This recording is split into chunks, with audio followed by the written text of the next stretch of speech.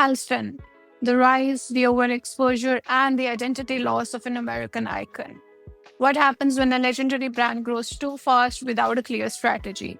In this case study, we explore the story of Halston, once the face of American fashion, now a cautionary tale of overexposure, misaligned licensing, and fragmented relaunches. From the Studio 54 fame to the modern retail confusion, Halston Journey offers key lessons on the risks of growth without a creative clarity. This video is a part of our series on heritage brands, and it talks about when heritage brands lose their identity in pursuit of growth.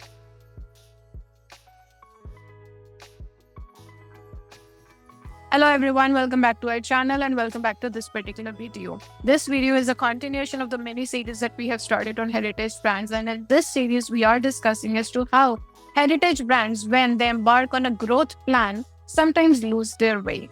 Halston, the rise, the overexposure, and the identity loss of an American icon.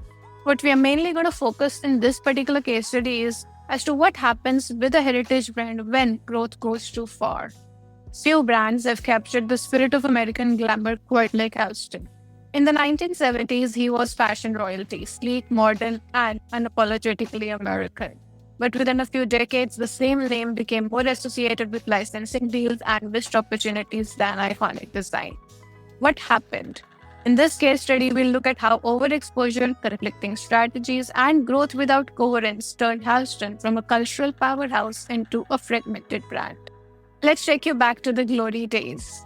Roy Halston launched his namesake label in late 1960s, rising to fame as the designer who dressed America's elite. From Jackie Kennedy to Bianca Jagger.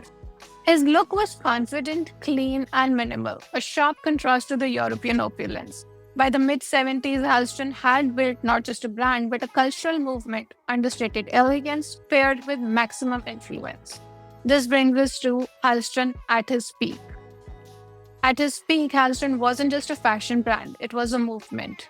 He revolutionized the American fashion by making luxury modern, minimal, and wearable. Fluid jersey dresses, ultra-suede shirt dresses, and streamlined silhouettes became the uniform of the era. His clothing was liberating, made for women on the move, not confined by structure or tradition.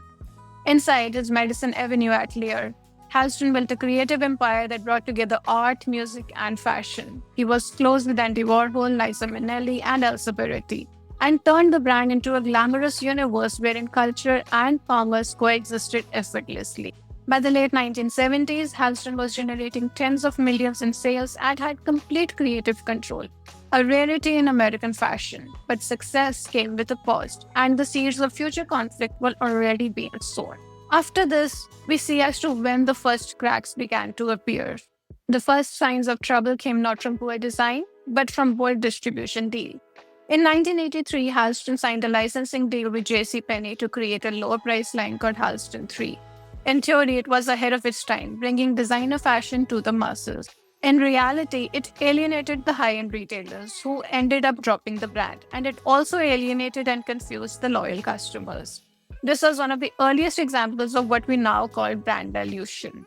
This brings us to changing hands. After being forced out of his own company, Halston watched from the sidelines as his brand was sold again and again. Revlon, then Hilco Consumer Capital, and then other private equity-linked groups tried to revive the name. Each brought their own growth strategy, celebrity relaunches, fast fashion collaboration, and even a streaming docuseries. But without a strong creative vision or consistent brand philosophy, none of it stuck. This brings us to the growth without the guardrails. The problem wasn't the ambition, it was the execution. Each relaunch tried to modernize Halston for the new audiences, but failed to define what Halston stood for in the new era. In a push for relevance, the brand was everywhere and nowhere all at once. Departmental stores, outlet racks, capsule lines. It wasn't luxury, it wasn't mass, and it wasn't distinct. So where does it stand today? Today, Halston still exists, but mainly as a licensing vehicle. You'll find Halston on red carpets and on e-commerce platforms. But the cultural power it once commanded is gone. There is no clear creative direction, no consistent storytelling, and little consumer loyalty. It has become in many ways a lesson in what happens when you scale without a soul. So what can we learn from the Halston story? First and foremost, not all growth is good growth, especially when it alienates your core customer. Secondly, brand identity must scale with clarity, not just volume. Thirdly, the creative leadership is irreplaceable. Business plans cannot compensate for the creative vision. Now, that's all that we have for you in this particular case study video. Hope you have enjoyed this video and you did have a few takeaways from how heritage brands do lose their identity. That said, do stay tuned in for more videos on the channel and more videos on case studies for this particular series. Thank you.